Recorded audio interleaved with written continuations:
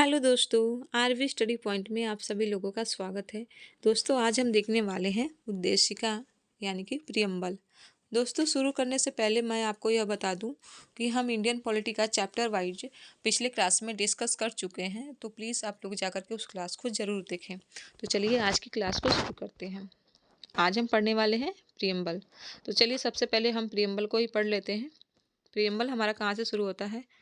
हम भारत के लोग भारत को एक संपूर्ण प्रभुत्व संपन्न समाजवादी पंथनिरपेक्ष लोकतंत्रात्मक गणराज्य बनाने के लिए तथा उसके समस्त नागरिकों को सामाजिक आर्थिक और राजनीतिक न्याय विचार अभिव्यक्ति विश्वास धर्म और उपासना की स्वतंत्रता प्रतिष्ठा और अवसर की समता प्राप्त कराने के लिए तथा उन सब में व्यक्ति की गरिमा और राष्ट्र की एकता और अखंडता सुनिश्चित करने वाली बंधुता बढ़ाने के लिए दृढ़ संकल्प होकर अपनी इस संविधान सभा में आज तारीख 26 नवंबर 1949 ईस्वी को एदत द्वारा इस संविधान को अंगीकृत अधिनियमित और आत्मार्पित करते हैं। तो ये हम संविधान के प्रियम्बल को पढ़ा। देखते हैं हमारे प्रियम्बल में क्या क्या दिया गया है। हमारे भारत को किस प्रकार की बनाने की बात हमारे प्रियम्बल में की गई है। तो इसमें कि ये भारत को एक संपूर्ण प्रभुत्व संपन्न समाजवादी पंथनिरपेक्ष लोकतंत्रात्मक गणराज्य बनाने की बात की गई है हमारे प्रस्तावना में। आगे देखते हैं, तथा उसके समस्त नागरिकों को सामाजिक आर्थिक और राजनीतिक न्याय। तो हमारे प्रियम्बल में कितने प्रकार के न्याय की बात की गई है? 3 प्रकार के न्याय की बात की गई है, सामाजिक आर्थिक और राजनीतिक न्याय। आगे देखते हैं, विचार अभिव्यक्ति विश्वास धर्म और उपासना की स्वतंत्रता। तो स्वतंत्रता कितने प्रकार की है? विचार अभिव्यक्ति विश्वास धर्म और उपासना की स्वतंत्रता की बात की गई है हमारे प्रियम्बल में। आगे देखते हैं,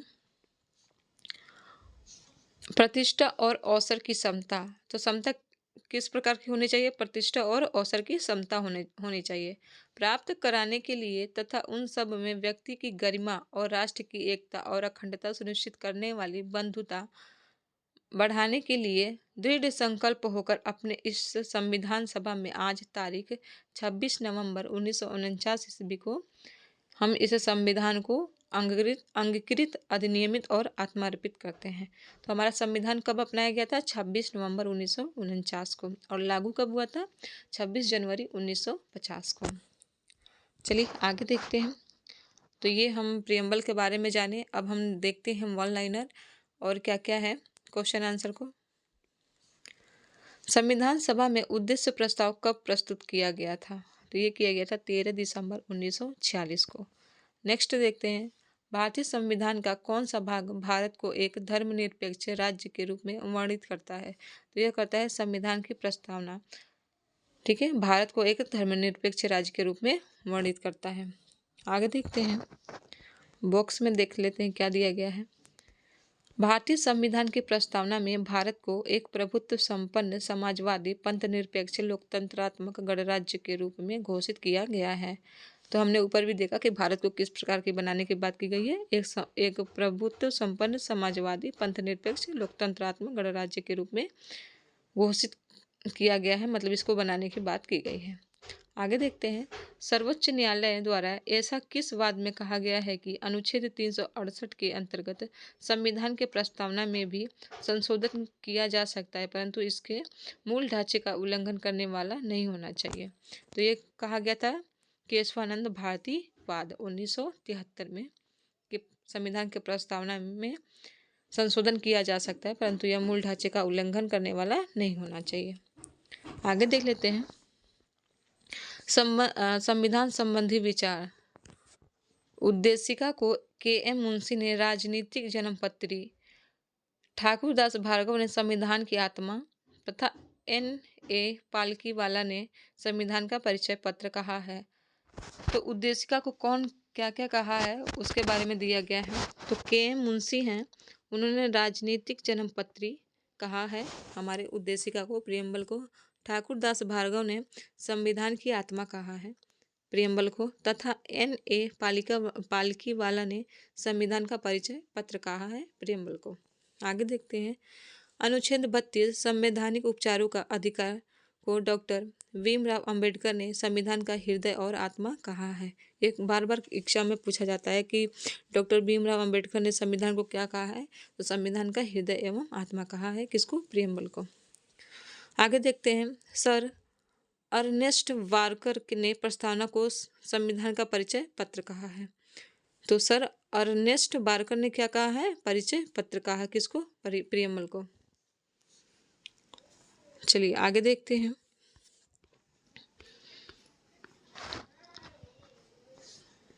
भारत के संदर्भ में पंथ निरपेक्ष शब्द का सही भाव क्या है?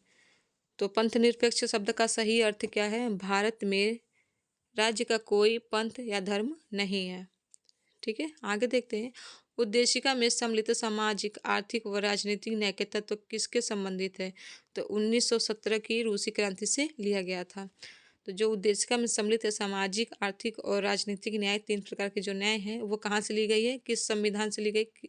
तो वो ली गई है 1917 की रूसी क्रांति से लिया गया है। आगे देखते हैं।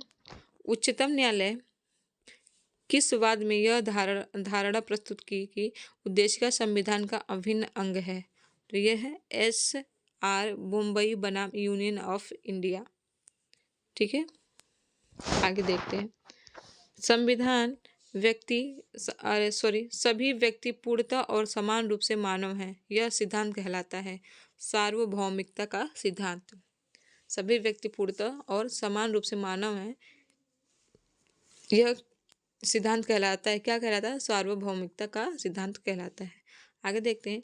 भारत में लैंगिक सार्वभौमिकता है क्योंकि संविधान की प्रस्तावना आरंभ होती है हम भारत के लोग, we the people of India शब्दों से। तो लौकिक सार्वभौमिकता का मतलब क्या होता है? हम भारत के लोग। आगे देखते हैं।